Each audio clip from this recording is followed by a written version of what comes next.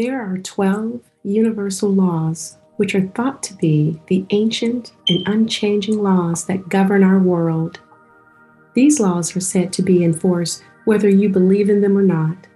Many people who are aware of the 12 laws use them to help in gaining a deeper understanding of reality and how they can shift their perspective and approach for better life outcomes. Most of the laws are pretty well known, but others not so much. Today, we're going to discuss just a few.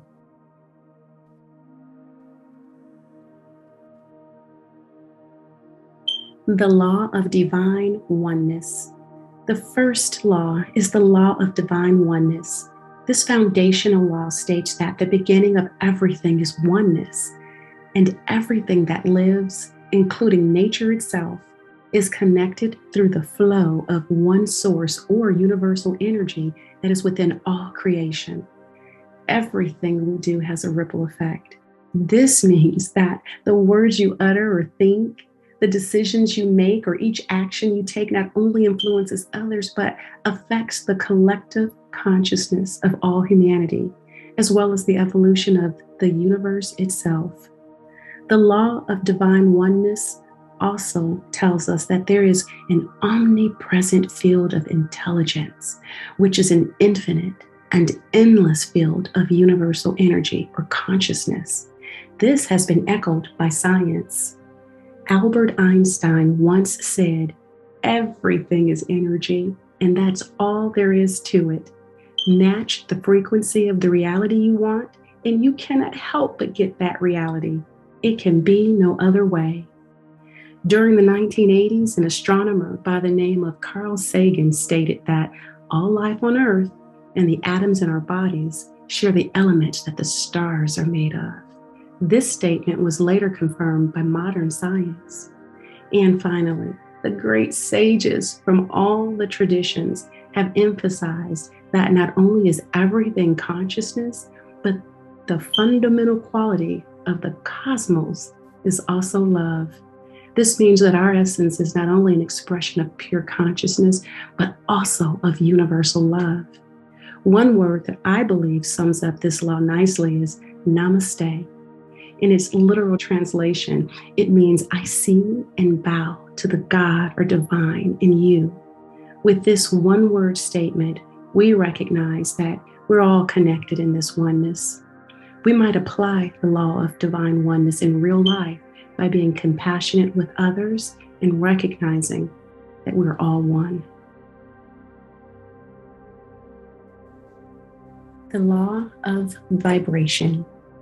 The law of vibration is the second of the universal laws. This law states that everything in the universe is constantly moving, vibrating, and traveling in a circular motion. The speed or rate at which something vibrates is referred to as its frequency. Everything, even objects that appear to be stationary, are in fact vibrating at various frequencies. So our voice and the sounds that we make, every thought we think, and most importantly, every feeling and emotion has a unique vibrational frequency. We tend to draw close to or away from people or places based on the vibrational energy that we feel or sense. This is even the case with non-tangible things like light, sound, and colors, which all have their own frequencies. Color frequencies range from red all the way to violet, which is my second favorite color. And something very interesting happens when different vibrating things come together. You'll note in many cases, you'll see that things will naturally sync up and start to vibrate together at the same frequency. In addition to synchronizing, similar vibrations also attract. And that is how this universal law is connected to the law of attraction. In fact, our thoughts and feelings have a very significant power of attraction. So it's really important that we maintain control over the vibrational energy that we release and understand how to manage any kind of energy or frequency that comes our way. Once we understand and learn to harness our vibrational frequency, we can begin to use this powerful and unique energy that we have each been bestowed with to guide us through our day-to-day lives. The Law of Correspondence. The Law of Correspondence is the third law of the universe, which says that your outward experience in life is a direct reflection of your thoughts and feelings. The Law of Correspondence deals with the internal communication that we have with ourselves. We've all heard the old adage, as above, so below, or on earth as it is in heaven.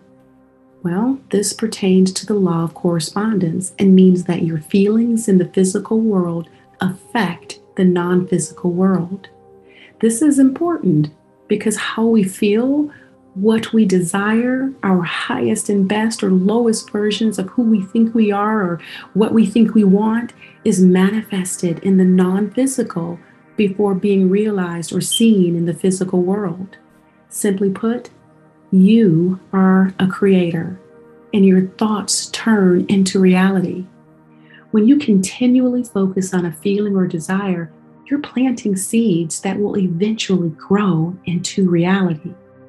If you think you're a good and decent human being, you will feel like a good and decent human being. If you concentrate on abundance while creating barriers through doubt, you will create stagnation. So many people have all been trained to believe that everything is outside of them and they have no control over their external circumstances. And this simply is not true. You have the power to identify thought patterns that do not serve you and change these thoughts. One key to changing your physical reality is by realizing that you are more of a spiritual being than a physical one. You are in these physical bodies for growth and experience, and challenges in our life are opportunities for growth. You'll find that you're presented with the same lessons over and over again until you learn them. And as you improve your ability to move through challenges and control your thoughts, you're actually attuning or aligning with divine wisdom, where you'll begin to respond to challenges with patience, peace, and love. This is when real change can occur. The Law of Attraction. The Law of Attraction is the fourth law of the universe. This is the most popular law of the universe, due in part by the books and movies like The Secret. The Law of Attraction states that you attract ideas, people, situations, circumstances, all based on the things that you think about. This is only possible because we are each wonderfully made. We are a masterful creation of creators, and our potential is limitless. In harmony with the Law of Correspondence, we manifest through our mind and imagination, and we essentially have the power to create our own reality as we want it. And in harmony with the law of vibration, the law of attraction is based on the belief that thoughts are a form of energy. If you continuously feel, think, and sustain a positive focus or feeling on the thing that you desire, you will generate an energy vibration that ultimately attracts the same frequencies of the thing you want. A high concentration of positive energy is said to launch the kind of momentum that can attract an abundant and fulfilling life. However, if you continuously are negative or acting out of fear or sadness, then you'll attract similar energies. But you can avoid negative energy even when you feel down by focusing your mind on the things that bring you joy or the things that you are most grateful for. If you think about it, there's always something to be grateful for each day. When you wake up, look outside. If it's sunny, be thankful for the beautiful day. If it's raining, be thankful for the cycle of weather that nurtures our earth. or clean your home. I love cleaning on rainy days. There's something very peaceful about that for me. The higher point here is that every opportunity can be used in every situation, can be used to create your ideal circumstance. Since like attracts like, whatever you see around you is really what you've been attracting. The good news is your potential for attracting what you want is really limitless. You can be anything, do anything, acquire anything, attract anything, whether it's wealth, money, a career where you save or serve. You can attract anything that you truly desire. You may even choose to give of yourself in priceless ways to ensure that the smallest of us have the opportunity to grow up in love and become the person they've always dreamed they could be. You see, we create even without thinking. So just imagine what we could do in our lives right now if we focused on attracting and becoming the deliberate creators that we were born to be. The law of inspired action. The fifth law of the universe is the law of inspired action. This law is an essential part of the universal law of attraction. The law of inspired action states that you must take real, actionable, inspired steps in order to achieve your goals. The law of attraction usually requires that you take some form of action if you're serious about making your dreams a reality. The action you want to take is inspired action. And inspired action comes from a deep sense of immediate knowing. This is your inner knowing or intuition.